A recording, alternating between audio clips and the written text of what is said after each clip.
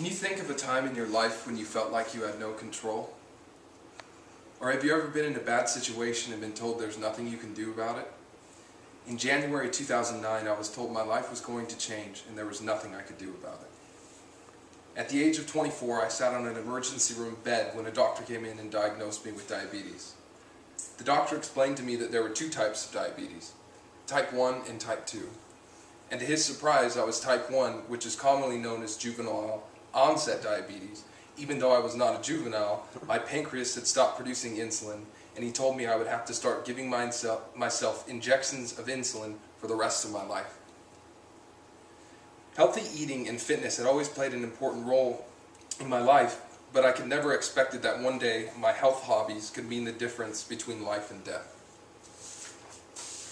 I loved waking up before the sun, 4 a.m. to be exact. There's something eerie and beautiful about the world when the streets are unnaturally empty, and I wanted to see that every morning. That was my motivation. I'd spring from bed, chow down an apple or some whole wheat bread to get my metabolism in gear for my morning run. A 5-mile run followed up with some weight training and stretching. Then the rest of the day was dedicated to fueling my body with healthy and nutritious food. Every day basically followed that schedule. Don't get me wrong, I would treat myself a couple of times a week for all the effort I put into my health, but my life didn't exactly depend on it. Now, if someone could take me back about a year ago and ask me what I thought diabetes was, I probably would have answered that it was something people get when they fail to take care of their body. And I most certainly would have said that I didn't belong in that category.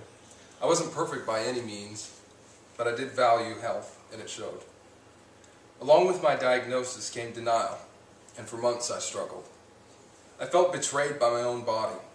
It forsaken me and all the hard work I put into it. It was a big waste of time, and I should have stayed in bed all those mornings. What was I thinking? I wanted revenge. I hated having to prick my fingers. I hated stabbing myself in the gut with insulin every time I wanted to eat food. And I felt terrible constantly. It wasn't fair, and it wasn't my life. Someone needed to pay, and I knew who. My body was going to pay for this, and exacting my revenge on it became my new goal. I began to stop caring about myself, much less being a diabetic. I went through months of trying to destroy myself, actually. I ate what I wanted, I stayed up all night, I never checked my blood glucose levels, and I forgot deliberately to give myself insulin till it felt like I was floating to the moon. And even then, I would take just enough so I can get back in view of the life I was destroying. I watched as every aspect I had created crumbled before my eyes, but I didn't care. My life looked very bleak, actually, but change would soon come once more. My wife, bless her, was fed up. Now, I don't remember exactly how it happened. She must have knocked me out or something and drugged me to the hospital, but when I woke up, I was right where I began months earlier, at a doctor's office. But that time was different. I was being seen by a specialist, an endocrinologist in Vegas, and she actually gave me something I desperately needed, the facts. The doctor proceeded to tell me that most type 1 diabetics are diagnosed very early on in life, which is not the situation with me. She speculated that my healthy lifestyle actually prolonged the portion of my life in which I didn't have diabetes. I had had it wrong the entire time. I was born with a genetic predisposition to the disease. I was going to get it whether I liked it or not, and being healthy actually gave me extra time in life without diabetes. I left that day with a renewed passion for life. I needed to be back in control, and that was exactly what I was going to get. The first change I made was an insulin pump.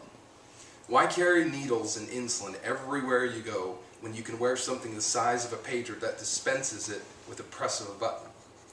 It has a tube that attaches to my stomach, and it gives me insulin every time I need it. The machine makes living with diabetes bearable, even if wearing a pager is outdated and no longer fashionable. Next, I needed to get back on my old healthy lifestyle of eating healthy and fitness. That was probably the easiest part. I also had become perfect at monitoring my blood glucose levels, because allowing the levels to get low can be bad news while working out in the gym with weights. Everything got back in order, and finally things started looking right again. But recently I realized something was missing.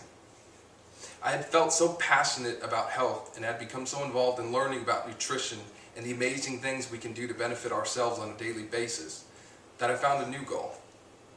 I wanted to follow in the steps of some of the healthcare professionals that had helped me along the way. And I'm working to become a registered dietitian. I want to be on the front lines with people that are newly diagnosed as I was with diabetes. And I want to help them make it through that tough transition of confusion. Life is change, some good and some bad. All we have to decide when we meet it face to face is one of two things. Do you let yourself float off to the moon, or do you keep waking up each morning with the sun?